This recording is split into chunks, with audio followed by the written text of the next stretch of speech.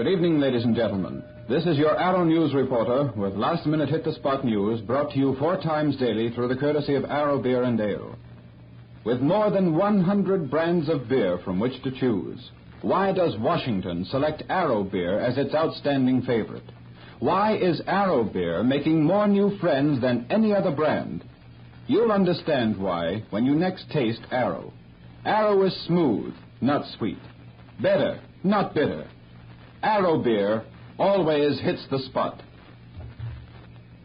Reaction for and against President Roosevelt's neutrality policy is resounding in the halls of Congress and echoing overseas in the warring nations of Europe. The President has laid before an extraordinary session of Congress a proposal for repeal of the arms embargo provision of the Neutrality Act. And he has declared that the surest road to peace is to return the American nation to the principles of international law. Senate isolationists have answered with a promise to fight Mr. Roosevelt's program to the finish. 24 members of the isolationist bloc held a strategy meeting and pledged themselves to a vigorous stand against the president's policy, but they agreed not to resort to filibuster tactics. On the other side of the fence, Democratic leaders have banded together to push the administration's program. Senate Majority Leader Barkley says the Senate Democratic Steering and Policy Committees will meet at 11 o'clock tomorrow morning. They will attempt to limit the special session to consideration of the neutrality law proposals. This is in accordance with the President's wishes. Overseas, the British people have acclaimed Mr. Roosevelt's appeal for removal of the arms embargo. For to the British and French, such action by Congress would mean that they could arm their troops with American munitions. But sentiments are quite the opposite in Berlin. Nazi diplomatic quarters have welcomed the President's announced determination to keep America out of war. But Nazi leaders are bitterly critical of his demand for removal of the arms embargo. The Germans believe that the proposed cash-and-carry policy would work to the exclusive advantage of France and Great Britain. Incidentally, WJSB will carry a full broadcast of Mr. Roosevelt's speech tonight at 10:45. Ominous developments in the European war indicate that a major offensive may be launched on the Western Front at any moment. French forces are said to be driving further into Germany, while hordes of Nazi troops are moving up to meet their advance. At the same time, interest is centering on the smoldering Balkans after the assassination of Romania's premier, Arman Călinescu, by Nazi iron guardists. In the east, Soviet troops continue their march through eastern Poland, and it has been announced in Moscow that Polish peasant communities are redistributing Polish estates under orders of the Soviet military. The British Admiralty says reports that Great Britain has captured the German liner Bremen are absurd. This denial puts an end to the most recent stories as to the whereabouts of the $20 million German luxury ship. The Bremen has been unreported since leaving New York before the war began. The Admiralty announcement was accompanied by denials of several other rumors. The Ministry of Information says there is no foundation for reports of the loss of the British warships Hood, Renown, and Repulse. Back in this country, the United States destroyer Leary has steamed out on an undisclosed mission. Her crew on shore leave had been rounded up by Boston police prior to the hasty departure. Sailing orders were issued from Rear Admiral Tarrant's office of the Boston Navy Yard. It is understood that the Leary is fully equipped. There is to be no let-up in the federal investigation in Louisiana. Assistant Attorney General Rhodes, Chief of the Justice Department Criminal Division, has made that clear. Rhodes said that the inquiry will be carried on after all the cases now scheduled have been handled. And here's some news of local interest. Next year, 1940, is a leap year, but the Palace Theater is jumping the gun on New Year's by more than 3 months. At its midnight preview of the new picture, The Women, tonight, the fair sex of the moviegoers will be obliged to buy the tickets for their doubly fortunate male escorts. Listening again for the Arrow News Reporter, brought to you by the Globe Brewing Company of Baltimore at 8 o'clock tomorrow morning. And remember, when you order beer, be sure to ask for Arrow, the beer with the famous flavor. Hugh Conover speaking. This is Columbia's station for the nation's capital. The following announcement is electrically transcribed.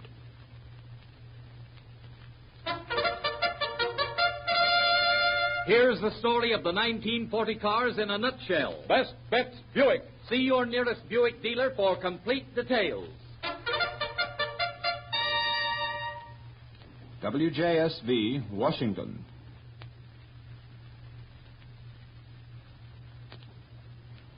Listen. A-M-O-C-O. Amoco. With each ticking second, the history of the world is being rewritten. What's the news, and what does it mean? The American Oil Company, maker of the famous Amoco gas, Orange American gas, and Amoco motor oil, brings you the world-famous reporter Edwin C. Hill to tell you. And here is Mr. Hill. Good evening, everyone. We hear from the national capital that President Roosevelt's neutrality program appears headed for a bitter battle in Congress when powerful bipartisan bloc of 24 members agrees to fight the administration arms embargo repeal proposal, in the words of one of the senators, from hell to breakfast. The President declared before Congress today that the existing act with its embargo on the sale of arms and implements of war so alters the historic policy of the United States as to impair the peaceful relations of this country with foreign nations. He went on to say that neutrality, as he had reminded Congress, could not, in his opinion, be deliberately legislated. A neutrality law may actually give aid to an aggressor, he said, and deny it to the victim. Self-preservation, he said, should warn Americans against that. The present act, with its arms and munitions embargo, he told them, is not in accordance with historical and traditional American policy or with international law. It is, he said, a deviation by statute from the sound principles of neutrality and peace. I regret that the Congress passed that act. I regret equally that I signed that act, Mr. Roosevelt said. And then he requested repeal of the existing act as vitally dangerous to American neutrality, American security, and American peace. What will Hitler do now? Read that riddle and you'll have the answer to the question in 10 million times 10 million anxious hearts. Will he hurl his legions fresh from the swift conquest of Poland against the French and the British? Or, as he himself hints, will he stand pat and say, gentlemen, there's no more Poland to fight about. I don't want to fight you French and British. If you will keep the peace, I will. But if you insist on fighting, I'll give you plenty of it. It would seem, therefore, that the answer depends on the Allies. It would seem that this is what Hitler's aiming for, to put the democracies on the spot, to divert to them the onus of starting a world war. Now, if the answer does depend on the Allies, the decision as to whether they shall submit to the conquest and partition of Poland or whether they shall fight, then we must turn to the British government itself for enlightenment. Having already accused Herr Hitler of continuous mendacity, we find the British government in a white paper issued today, again branding the German Chancellor with what Theodore Roosevelt used to call the short and ugly word. The white paper was issued to refute Hitler's assertion in his Danzig speech that Britain had rejected all peace proposals from Germany. This white paper, to which I refer, quoted the German government as not only refusing to adopt conditions of peace suggested by Britain, which were the withdrawal of German troops from Poland as a prerequisite to peace, but of even refusing to receive and accept those terms. Now, so far as the actual war news is concerned, there is little of major importance.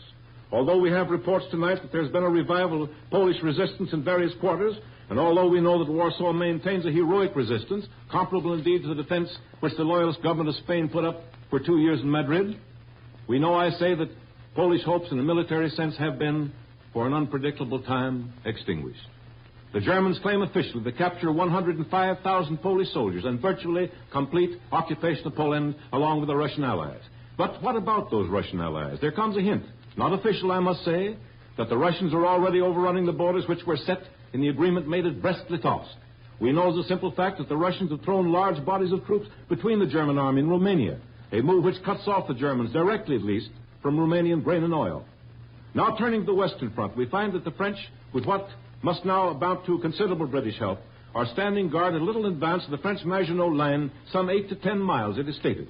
We hear also that the Allies are keeping a wary eye on the Dutch, Belgian, and Swiss frontiers in the fear that the Germans, attempting another one of their blitzkrieg strokes, will try to swing around the Maginot Line either by striking through Holland and Belgium or striking through Switzerland, the latter of which might indeed be a tough job. We know that the advanced lines of the French and Germans have been for more than 2 weeks now in constant contact with each other, that there have been lively artillery duels and considerable air fighting. The casualties have run into thousands of killed and wounded. Nevertheless, warfare on the grand scale has not yet begun.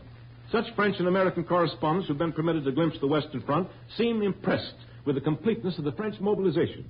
These observers report that all North and Eastern France are given over to military effort, that the civilian populations have been largely evacuated, and that everything from the French standpoint has been done to set up a redoubtable defense. The other item which erects itself in the news is the assassination which took place today of the Prime Minister of Romania. He was shot to death while he was driving in his armored car through the streets of Bucharest, the capital. French news agencies reported the assassins to be members of the Romanian Iron Guard, the same organization which King Carol has labored to abolish and which is described to be the Romanian counterpart of the German Nazis. It is difficult to say what political implications this assassination may have. Romania is frankly at the mercy of Hitler and Stalin, with the Russians apparently the more likely to grab the prize, but apparently also interested in throwing a strong barrier of Soviet troops between Poland and Romania and his own Russian king. Now, we have a word tonight, too, from Paris and the Prime Minister, the Premier of France, Premier Daladier. In a nationwide radio broadcast, Daladier declared that France will fight until Hitler is destroyed as French lines on the Western Front stiffen in anticipation of an unexpected Nazi mass offensive. As regards the Romanian assassination, it also comes in that 9 members of the masked band of pro-Nazi conspirators who assassinated the Premier Călinescu were taken to the scene of their crime and executed by a firing squad in the glare of anti-aircraft searchlights. Now, a word from my sponsor, the American Oil Company. Money can't buy a finer motor fuel than Amoco gas, but there are a lot of people I know who buy regular priced gasoline. And if you happen to be one of these, I do want to say this. You can't do better than to use Orange American gas. It's made in the same great refinery that gives you the famous Amoco gas. Orange American is an all-petroleum product that sells at regular gas price. It gets all of its quality from the petroleum itself. It's a pure, sweet product that's free from impurities and harmful ingredients. And so, if you're a user of regular priced gasoline, I ask you to stop at an Orange American pump. It may not be extravagant to say that the salvation of beautiful Paris may depend on the Eiffel Tower. The French have converted that lofty steel spire into a listening post. An instrument related to the microphone, but even more sensitive, will be alert every minute, night and day, to catch afar off the first vibrations of enemy airplanes. From miles away, so we're told, the betraying vibrations will be caught. Instantly, the alarm will be sped to squadrons of defending planes on guard all around La Belle Paris. Up they'll soar to meet the raiders before the raiders can come over the city.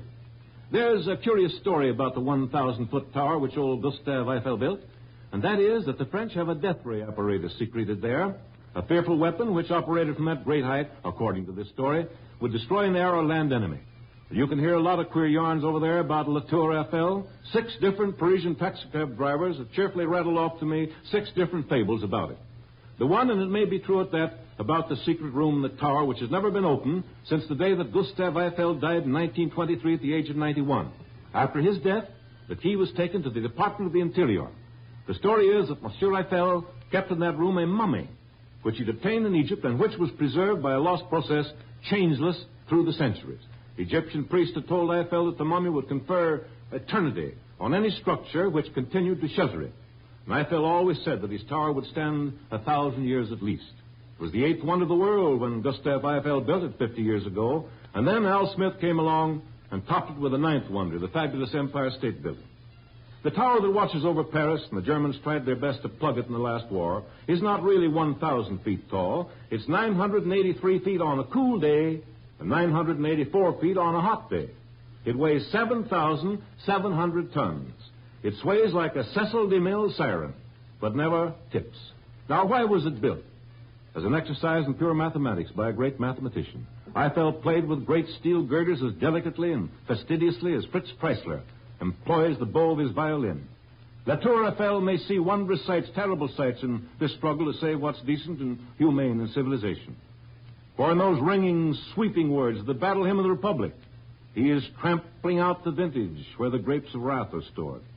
But it's also written in that stirring anthem, his truth is marching on. I thank you. One moment, please. This is David Ross, and here is an important announcement. Beginning next Monday, Edwin C. Hill will be heard on the station to which you are now listening at 5 minutes past 6 p.m. Eastern Standard Time. Now, I'll repeat that. Beginning next Monday, Edwin C. Hill will be heard 5 nights a week at 5 minutes past 6 p.m. Eastern Standard Time. The American Oil Company invites you to listen to Edwin C. Hill again tomorrow at our regular time, 5 minutes past 10 p.m. Eastern Standard Time. This is the Columbia Broadcasting System. 10:15. There are several so-called Bohemian beers, but there is only one national Bohemian, and it's the most expensive 10-cent beer your dealer can buy. The National Brewery gets more money for its beer, and it gives more real value back. Don't forget, National Bohemian is the most expensive 10-cent beer in your dealer's stock. This is WJSV, Washington.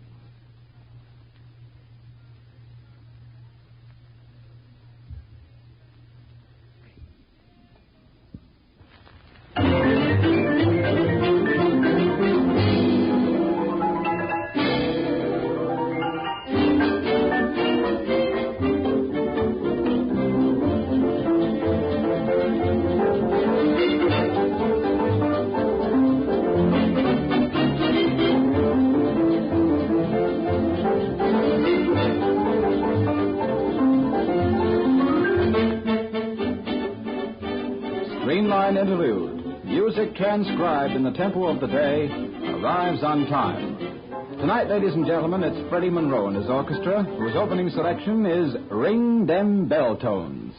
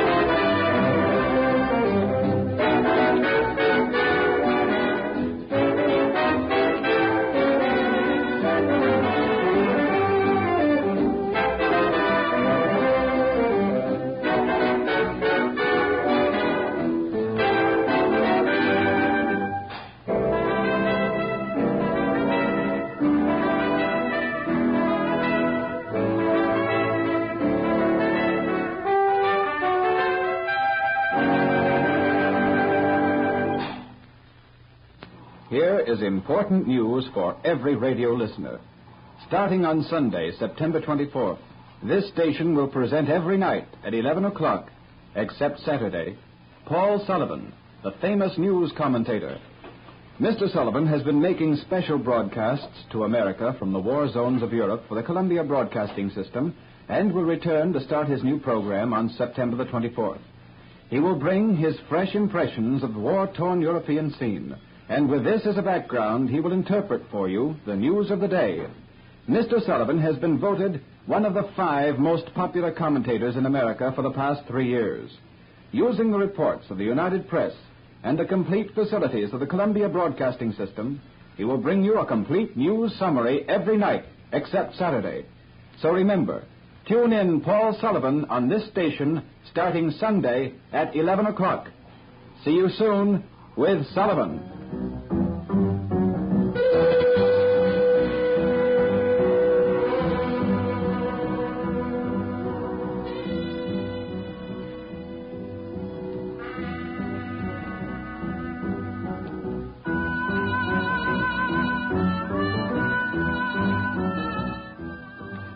Marion Forbes takes the spotlight now in the vocals to The Lamp is Low.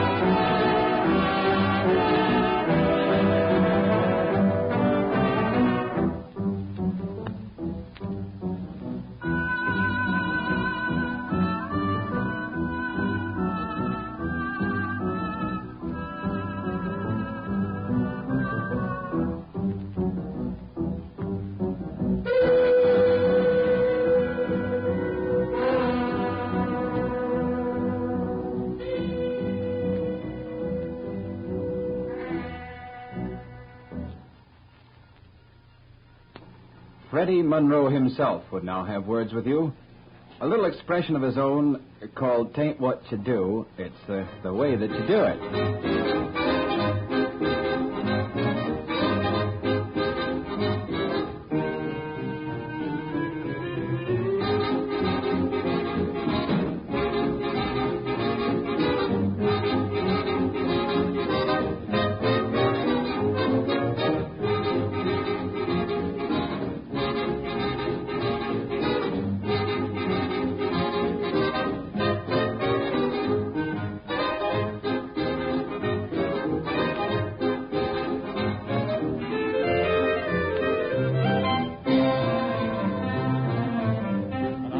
About 3:30, my daddy said, son, come here to me. Swing may come and swing may go, but here's one thing that you should know. Ain't what you do. It's the way that you do it. Ain't what you do. It's the way that you do it. Ain't what you do. It's the way that you do it. That's what gets results. Ra-da-da. Ain't what you do. It's the time to do it. Ain't what you do. It's the time to do it. Ain't what you do. Oh, the time that you do it. That's what gets results. If you try hard, don't mean a thing. Don't mean a thing. Take it easy. Then your jive will swing. Ain't what you do. It's the place that you do it. Ain't what you do. It's the time that you do it. Ain't what you do. Oh, the way that you do it. That's what gets results.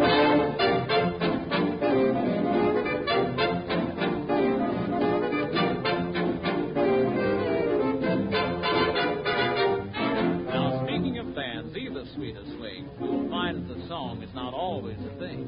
Bands may come and bands may go, but here's one thing that you should know. It ain't what they play, it's the way that they play it. Now Lombardo plays like this.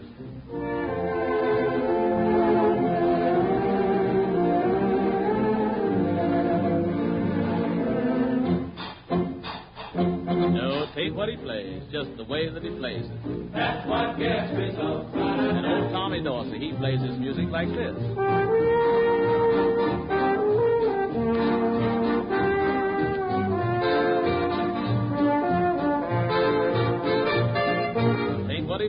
just the way that he plays it. That's what gets results. Now, there's old Kay Kaiser, who has a great band, and when it comes to music, is Kay's brand.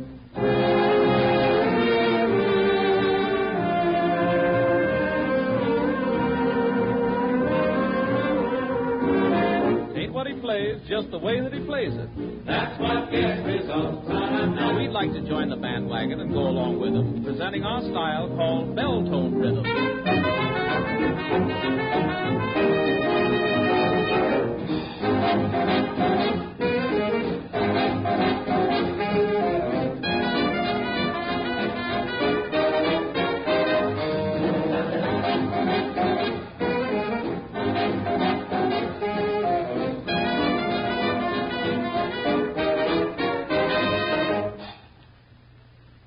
Prices on imported goods are going up. Furs, for example. Insurance rates for transporting furs from Central Europe have jumped 3,000%. Imagine the effect on fur prices. Zlotnik the furrier prepared. Months ago, Mr. Zlotnik bought heavily of the choicest imported fur pelts. And now these gorgeous furs are available at Zlotnik's at original price levels. If you mean to buy a new fur coat, be forewarned by this good advice from Zlotnik the furrier. Now is the time to buy your furs. Gorgeous furs, original prices, at Zlotnik's. Individual terms may be arranged. Zlotnik the furrier, at the sign of the Big White Bear, 12th and G.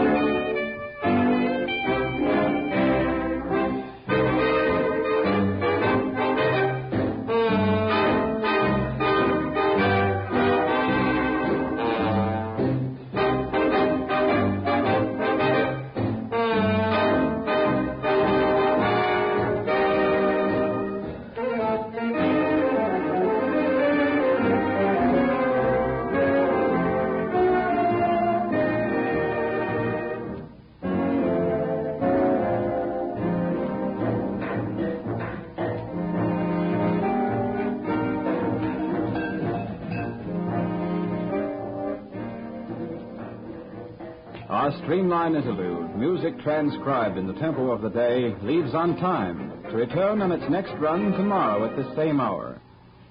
Your announcer, Hugh Conover. This is Columbia's station for the nation's capital. It's 10:30 p.m., BULOVA, Bulova Watch Time. Bulova presents The President, a distinguished watch with the famous 21-jewel movement. In all, the charm and color of natural gold, curved to fit your wrist, The Bull of a President is a magnificent example of rich simplicity, exceptionally priced. WJSV, Washington.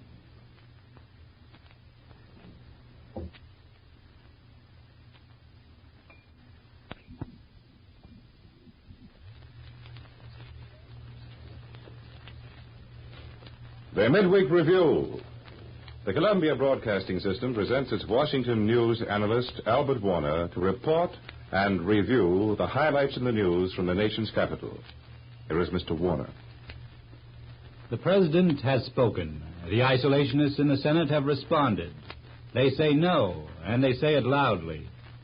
The battle is on. Neither the President's argument nor the restraint which characterized his speech converted or restrained his opposition in the Senate. They met together before he addressed the opening of the special session of Congress today. They met after it. They were not changed. National unity may be the slogan of the President and also of his opponents, but a bitter clash to determine on what course we shall be unified became inevitable tonight. As you know, the President pleaded with Congress to repeal the arms embargo, which now prevents the shipment of arms to belligerent countries. On that point, he said, go back to international law, which bans no trade. Then he suggested either legislative or executive action to lessen the possibility of international incidents. He showed his willingness to accept the cash and carry plan, by which warring nations would have to put up cash for all goods they buy here and carry them away in their own ships. For the President also voiced approval of the creation of a danger zone into which American vessels would not be permitted to go. Mr. Roosevelt further proposed continuation of the ban on American travel in belligerent vessels and of war loans to the fighting countries. And again, Mr. Roosevelt stressed the objective of keeping America out of war. Let no group assume the exclusive label of the peace bloc. We all belong to it, said the President. But the essence of his program, the milk of the coconut, as Senator Bob La Follette described it, was the repeal of the arms embargo. On that issue, the fight is made, the challenge accepted. The conflict outside the halls of Congress reached into the Capitol today to touch the struggle there. 300 men and women with American flags massed in the rotunda of the Capitol. They shouted as senators walked by to the joint session, keep us out of war, no blood money, don't repeal the arms embargo. They represented the Philadelphia Committee for Defense of Constitutional Rights. One group had trouble getting into the Capitol. Representative Patrick tried to find out what the matter was. Who are you? Said one woman visitor. Are you a communist? You look like one. Patrick said he was just a congressman. Then another woman shouted, why should our boys be sent to war? This afternoon, as soon as the joint session of Congress was adjourned, the opposition in the Senate held its second organizational meeting. The number of conferees increased in the afternoon. There were altogether 24 different senators, Democrats, Republicans, 2 former Laborites, and 1 progressive enlisted in the fight against repeal of the arms embargo. 7 more senators, unable to attend today, raised their number to 31. The lineup tonight stood as follows. 47 senators in favor of the President's entire program, 31 opposed, 18 doubtful. The isolationists think they are within striking distance of a block of 40 senators. In any case, 33 are enough to block cloture. It takes 2/3 of the Senate to limit debate. The opposition is now assured of sufficient strength to prevent any such move. There was no threat of filibuster. In fact, the opposition is anxious to deny any such intent. Just full, thorough, complete discussion, all the facts, all the history, perhaps all the incidents which led to American involvement in the World War in 1917. That's all they want.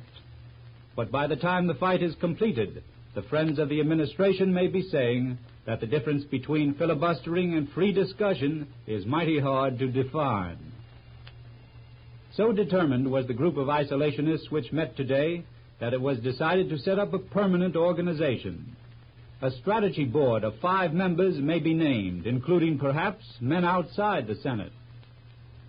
Speeches will be made throughout the country. Veterans of the World War may be enlisted for the oratorical battle.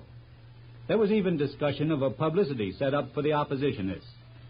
And although secrecy was preserved over some of the plans, word leaked out that one of the wealthiest men in the country, a well-known figure, had sent word through one of the senators that he was prepared to finance expenditures for organization on a nationwide basis. The meeting of this Senate Battalion of Death was held in the catacombs of the Capitol, down in that unique room in the basement occupied by the veteran Senator Hiram Johnson, the California Republican. Today, Senator Johnson tossed 5 or 10 years off his age, flourished his yellow cigar holder, and with fire in his eyes presided at the latest rally of the isolationists. When at last his conference broke up, he looked around fondly at his table and desk and the other furnishings of his office and told us newsmen it was right in this room that the fate of the League of Nations was decided. Another League of Nations fight, and 2 veterans of that fateful struggle here to lead the latest battle, Johnson and Bora. Of course, some people say that it was the defeat of the League which helped to bring on the international anarchy which has resulted in the latest war in Europe. But others will tell you that the Senate decision on the League kept the United States out of a series of controversies, and that the fight against the arms embargo is a continuing part of this struggle to keep this nation out of involvement abroad. Johnson and Bora are joined by the son of another isolationist of World War days, young Bob La Follette, and by the grandson of a leader in the fight against the League of Nations. Young Senator Lodge of Massachusetts took a hand in the organization work today. The fight has split parties and smashed all previous alignments. Most of the conservative Democrats have gone back to the president, energetically supporting his program for repeal of the embargo. But now, the so-called left-wingers are against the president. The progressive La Follette, the farmer laborites, Lundin and Shipstead of Minnesota, the agrarian progressives like Frazier and Nye of North Dakota, Democratic Wheeler of Montana, once the running mate of the elder La Follette, is in the opposition also. The isolationist group includes the following Democrats: Clark of Missouri and Clark of Idaho, McCarran, Bulow, Walsh, Holt, Overton, and Downey. Those last 2 were rather surprising. Overton of Louisiana has usually been with the administration. That's been the position also of Downey of California, apostle of bigger and better old-age pensions. George Creel, a Democratic leader of California, the official information chief during the World War, recently visited the White House. He came out wholeheartedly for repeal of the embargo and said there were no isolationists left in the West. It seems that there are at least 2, and they have votes. The 2 senators from his own state, Downey and Johnson, are ranged against the president. Republicans at the isolationist meeting today included Vandenberg, Barber, Gurney, Kappa, Toby, Danaher, Reed, and Bridges, besides those already mentioned. Old alliances have been broken overnight. Again and again, the president has consulted Senator La Follette. This is the first really major issue on which they have split. As he left the isolationist meeting, La Follette said, "The embargo repeal is the issue, and we are absolutely opposed to it. I am convinced this fight can be won. I am satisfied public opinion is with us. The administration," he said, "has been painting its picture of success in much too rosy hue." From the Atlantic to the Pacific, every senator is being swamped by mail. Most of it is against repeal of the embargo, he said. And La Follette added that 96% of his mail was against changing the embargo. It seemed to come from every people in every walk of life. If it was propaganda, he said, he had never seen anything just like it before. Now that huge mail, by the way, is a very real factor in this fight. Many congressmen say it does not represent the sentiment in their districts. But whether it comes from the spur of 1 or 2 organizations remains to be seen. The isolationists had no particular criticism of the cash and carry plan. On the contrary, they like it, but they don't want it as a substitute for the arms embargo. for they argue that the repeal of the embargo would be showing favoritism to one side. They mean Britain and France.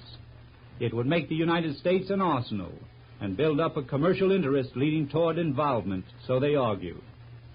Senator Vandenberg said, I continue to disagree that the President recommends the safer non-involvement formula. So far as general international law is concerned, that's the precise code that got us into the last war. That's the oppositionist side. The administration forces also are organized, and they roll toward the battle with as much speed and with more immediate strength. The President counts definitely upon the support of the House, which will await Senate action. And in the Senate, by the admission of even the isolationists, the administration starts with the upper hand. The bulk of the Democrats remain behind the President in his appeal for ending the arms embargo. A group of Republicans has also bolted to the administration position. While the isolationists were meeting in Senator Johnson's office, high administration strategy was mapped at the White House. The Senate Majority Leader, Mr. Barkley, big, broad-shouldered Minton of Indiana, the Democratic whip, and shrewd Senator Burns of South Carolina, the big three of the administration's Senate Strategy Board, conferred with the President. Senator Barkley said later, we have decided to take the House neutrality bill as a basis for legislation because that is in the interest of speed. The senator said he is calling a meeting of the Democratic Steering and Policy Committee for tomorrow morning to discuss legislative procedure. Effort would be made to follow the President's proposal and limit the session to neutrality, said Barkley.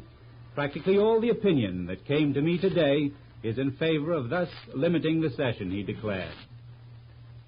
And while the President lost Senator La Follette, he welcomed back to his ranks the Democratic conservatives, even some of those senators who have been on the suspect list as economic Tories. It was that unreconstructed rebel, Carter Glass of Virginia, who swept his colleagues at the last session into a violent rebuff of the White House for the appointment of a federal judge obnoxious to the senator. And on many issues, Senator Glass, drawling out barbed words from the corner of his mouth, has castigated New Deal policies. But this afternoon he was at the White House, and of the President's message he said, it was fine, pungent, and conclusive to my point of view, and I don't see how anybody can take any other point of view. Senator George of Georgia, who was on the President's purge list in the primary a year ago, made no commitment, but he called Mr. Roosevelt's address a very strong plea. Senator Byrd of Virginia has opposed most of the major policies of the administration, yet he said today that the President's plan was admirably presented.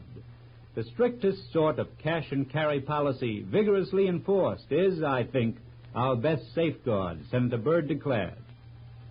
He was taken to mean that he would accept repeal of the arms embargo if the cash-and-carry policy were extended to all belligerent purchases in the United States. The President also drove a wedge into the Republicans. He took with him Senator Taft of Ohio, who is an outstanding candidate for the Republican presidential nomination. He had the support also of the Assistant Republican Leader of the Senate, Mr. Austin. Colonel Knox, who ran for Vice President on the Republican ticket in 1936, said, I thought it was one of the greatest speeches Roosevelt ever made in his whole career. I thoroughly approve of his proposals.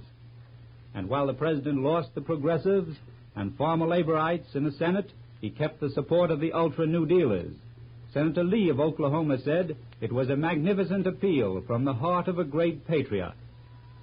The administration's strategy is to make this a lightning war, no bombs and destruction, but speed and precision. The administration counts upon a majority now in the Senate Foreign Relations Committee. That seems to be a safe reckoning. Hearings will not be allowed. That's on the premise everyone knows the issue and the argument. The strategy of the opposition is the long pull. Identify repeal of the arms embargo with war involvement and play on that theme throughout the country. National unity, yes, but a legislative battle royal before it is achieved. Yet, that is in accord with the democratic process, a process blacked out in so many other countries. Albert Warner, CBS News analyst, has presented the midweek review a report and a review of the highlights in the news from the nation's capital.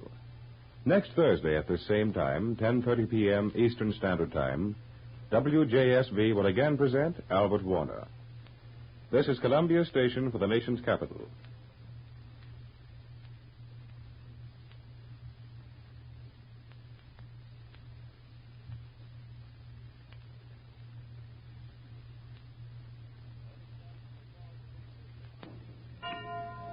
$10.45. Whether you spend a dime or a dollar, you want the most for your money. You get just that when you order National Bohemian Beer, the most expensive 10-cent beer your dealer can buy. It is sold by quality-minded dealers who are proud that National Bohemian, the most expensive 10-cent beer they can buy, is on their shelves.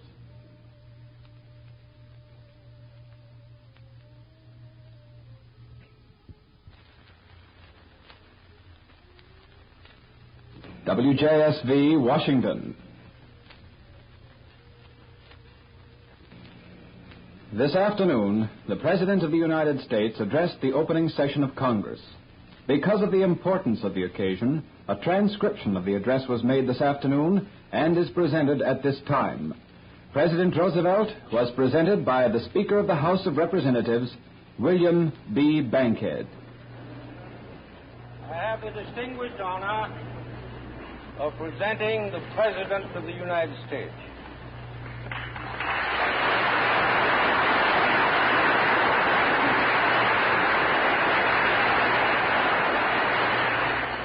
Mr. President, Mr. Speaker, members of the Senate and the House of Representatives, I have asked the Congress to reassemble in extraordinary session in order that it may consider and act on the amendment of certain legislation, which in my best judgment so alters the historic foreign policy of the United States that it impairs the peaceful relations of the United States with foreign nations. At the outset, I proceed on the assumption that every member of the Senate and of the House of Representatives and every member of the executive branch of the government, including the President and his associates, personally and officially, are equally and without reservation in favor of such measures as will protect the neutrality, the safety, and the integrity of our country, and at the same time keep us out of war.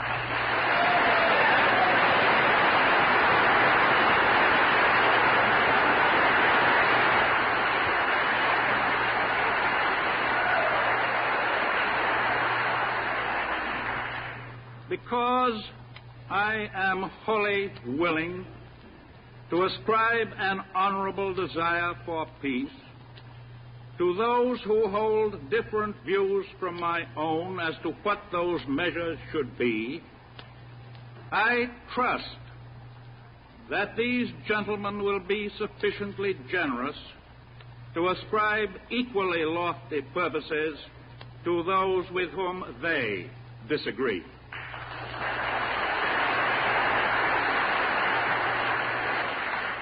Let no man or group in any walk of life assume exclusive protectorate over the future well-being of America, because I conceive that regardless of party or section, the mantle of peace, the mantle of patriotism, is wide enough to cover us all.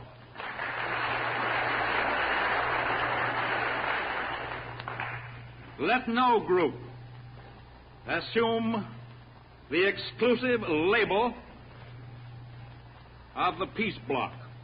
We all belong to it. I have at all times kept the Congress and the American people informed of events and trends in foreign affairs. I now review them in a spirit of understatement. Since 1931, the use of force instead of the council table has constantly increased in disputes between nations, except in the Western Hemisphere, where in all those years there has been only one war, now happily terminated. During those years also, the building up of vast armies and navies and storehouses of war has proceeded abroad with growing speed and intensity. But during these years, and extending back even to the days of the Kellogg-Briand Pact, the United States has constantly, consistently, and conscientiously done all in its power to encourage peaceful settlements, to bring about reduction of armaments, and to avert threatened wars. We have done this not only because any war anywhere necessarily hurts American security and American prosperity, but because of the more important fact that any war anywhere retards the progress of morality and religion and impairs the security of civilization itself. For many years, the primary purpose of our foreign policy has been that this nation and this government should strive to the utmost to aid in avoiding war among nations.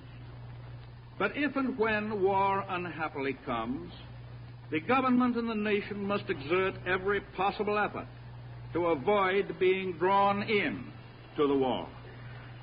The executive branch of the government did its utmost within our traditional policy of non-involvement to aid in averting the present appalling war. Having thus striven and failed, this government must lose no time or effort to keep our nation from being drawn in. In my candid judgment, we shall succeed in those efforts.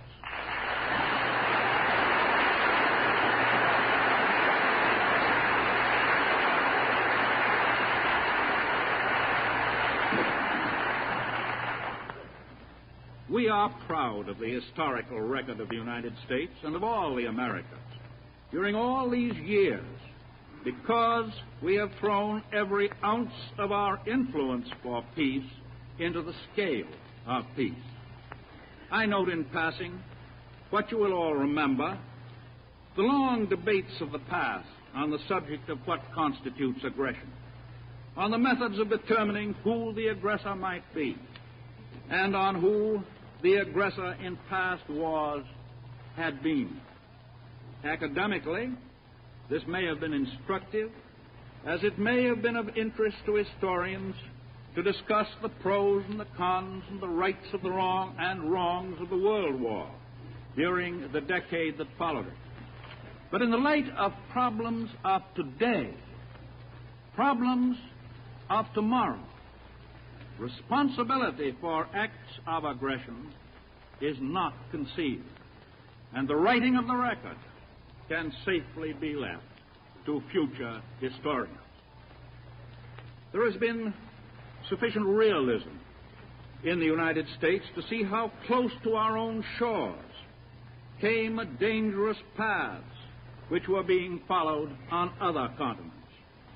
Last January, I told the Congress that a war which threatened to envelop the world in flames has been averted, but it has become increasingly clear that peace is not assured. By April last, new tensions had developed. A new crisis was in the making. Several nations with whom we had had friendly, diplomatic, and commercial relations had lost or were in the process of losing their independent identity and their very sovereignty. During the spring and summer, the trend was definitely toward further acts of military conquest and away from peace. As late as the end of July, I spoke to members of the Congress about the definite possibility of war. I should have called it the probability of war. And last January also, I spoke to this Congress of the need for further warning of new threats of conquest, military and economic, a challenge to religion, to democracy, and to international good faith. I said an ordering of society which relegates religion, democracy, and good faith among nations to the background can find no place within it for the ideals of the Prince of Peace. The United States rejects such an ordering and retains its ancient faith.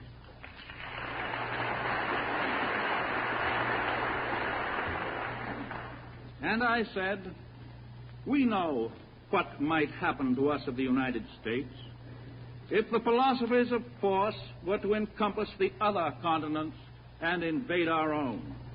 We, no more than other nations, can afford to be surrounded by the enemies of our faith and our humanity. Fortunate it is, therefore, that in this Western Hemisphere we have, under a common ideal of democratic government, a rich diversity of resources and of peoples functioning together in mutual respect and peace.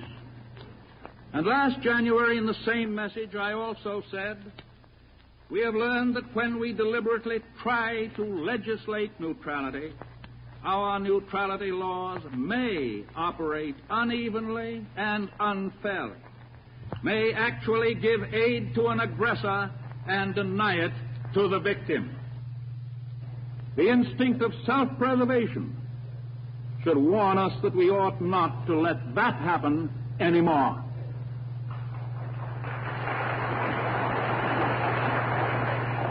And it was because of what I foresaw last January from watching the trend of foreign affairs and their probable effect upon us that I recommended to the Congress in July of this year that changes be enacted in our neutrality law. The essentials for American peace in this war-torn world have not changed since last January or last July. And that is why I ask you again to re-examine our own legislation. Go back a little. Beginning with the foundation of our constitutional government in the year 1789, the American policy in respect to belligerent nations, with one notable exception, was based on international law. Be it remembered that what we call international law has always had as its primary objectives the avoidance of causes of war and the prevention of the extension of war. The single exception to which I refer was the policy adopted by this nation during the Napoleonic Wars, when, seeking to avoid involvement, we acted for some years under the so-called Embargo and Non-Intercourse Acts. That policy turned out to be a disastrous failure. First, because it brought our own nation close to ruin, and second, because it was the major cause of bringing us into active participation in European wars in our own War of 1812. And it is merely reciting history to recall to you that one of the results of the policy of embargo and non-intercourse was the burning in 1814 a part of this capital in which we are assembled today. Our next deviation, by statute, from the sound principles of neutrality and peace through international law did not come for 130 years. It was the so-called Neutrality Act of 1935, only 4 years ago, an act continued in force by the joint resolution of May 1st, 1937, despite grave doubts expressed as to its wisdom by many senators and representatives and by officials charged with the conduct of our foreign relations, including myself. I regret that the Congress passed that act. I regret equally that I signed that act. On July 14th of this year, I asked the Congress in the cause of peace and in the interest of real American neutrality and security to take action to change that act. I now ask again that such action be taken in respect to that part of the act which is wholly inconsistent with ancient precepts of the laws of nations, the embargo provisions. I ask it because they are, in my opinion, most vitally dangerous to American neutrality, American security, and above all, American peace.